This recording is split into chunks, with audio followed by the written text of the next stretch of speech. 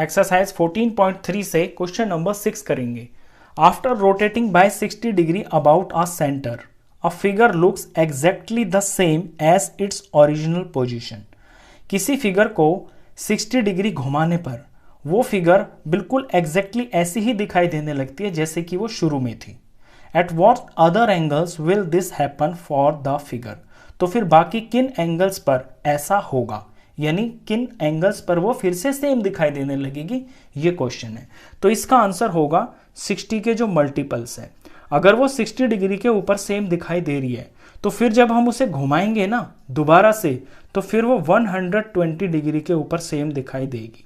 60 के आगे 120 आ गया 60 का मल्टीपल।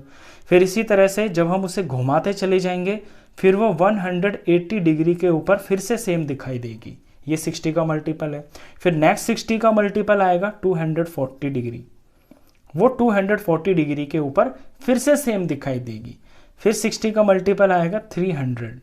फिर वो 300 डिग्री के ऊपर सेम दिखाई देगी। और फिर 360 डिग्री आएगा। 360 डिग्री के ऊपर वो सेम दिखाई देगी। 360 पर पूरा रेवोल्यूशन कंप्लीट हो जाता है। 0 से लेके, ये 0 डिग्री है, 0 से पूरा ऐसे वापस जब हम वहीं पे आ जाते हैं, शुरू होते हैं जहाँ से, उसी पोजीशन पे आ जाते हैं, तो पूरा 360 डिग्री हम घूम लेते हैं।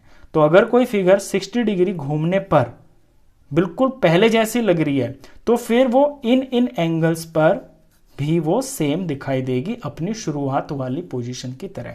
और इसका एग्जांपल भी मैं बता दूं, ऐसा कहाँ पे होता है? ऐसा होता है रेगुलर हेक्सागन के अंदर। क्योंकि रेगुलर हेक्सागन के अंदर ये 6 साइड्स होती हैं, 6 एंगल्स होते हैं।